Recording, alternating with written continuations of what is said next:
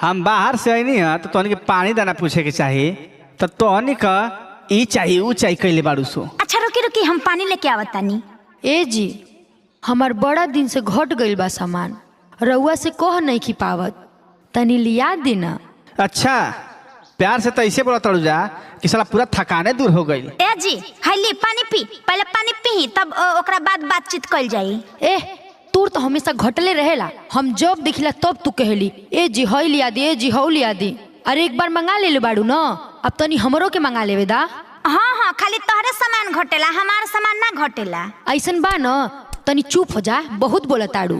अरे तनी छोट है तनी सही से बोल, हम तोहसे बड़ हैं, तोहसे पहले से आयल हैं आ ओहो अरेंज मैरिज क के। अच्छा तो हम उधार के आल बानी, अरे हम लव मैरिज क के आल बानी।